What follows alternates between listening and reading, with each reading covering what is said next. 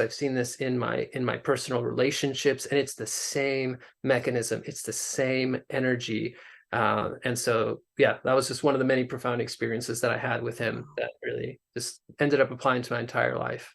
Wow. Thank you for sharing that. It also, strikes me that you've developed this, beautiful ability to practice non-attachment. What you describe there about, making that heartfelt connection, putting in the request, but then letting it go.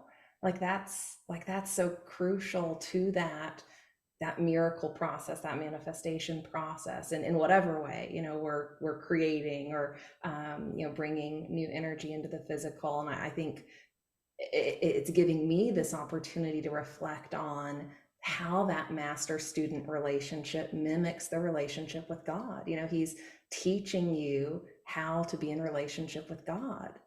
That's right. Yeah.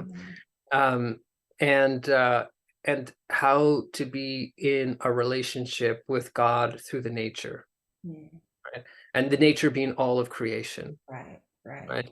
The mother in everything, right? That was one of his main goals, was to bring his students to the mother. And he said the goal was that eventually she becomes our guru, Mm.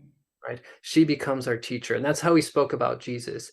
He said, he had many teachers, he had many masters, but really his master was the nature. He was learning directly from the nature. Buddha also was learning directly from the nature. Dattatreya, right? Learning directly from the nature. When you take Brahma, Vishnu, and Shiva in one form, and he's born in a body, his guru is the nature. In fact, he was the first guru. He was the first one who came and was able to start teaching the knowledge of how her creation works, right? And how did he learn it? He learned it from being in a body and learning from the nature.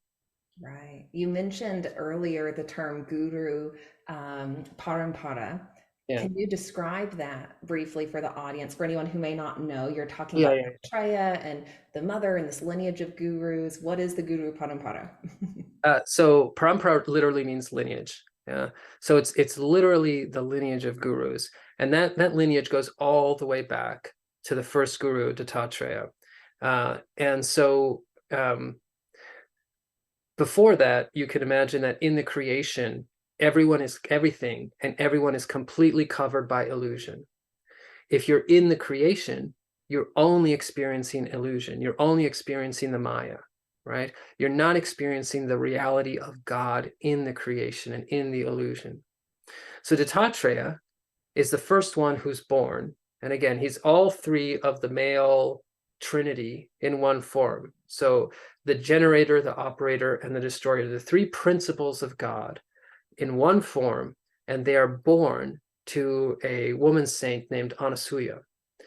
Uh, and and so he learns directly from the mother her secrets, the secrets of her womb, the secrets of her creation, and what is beyond the creation, and how to be in the creation and connect to what is beyond the creation.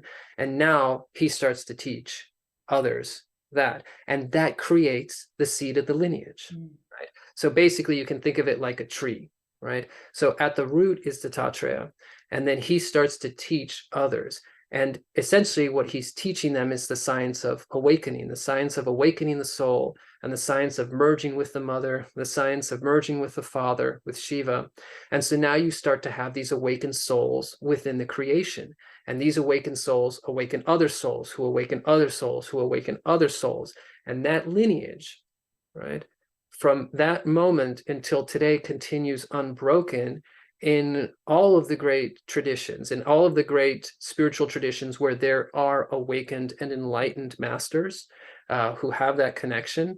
They all trace back to Dattatreya. It's not limited to the lineage that we're a part of with Sri Kaleshwar. Right.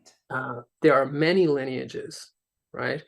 And they each have a different purpose. They're each here to bring a different piece of the puzzle, to explain a different aspect of the creation.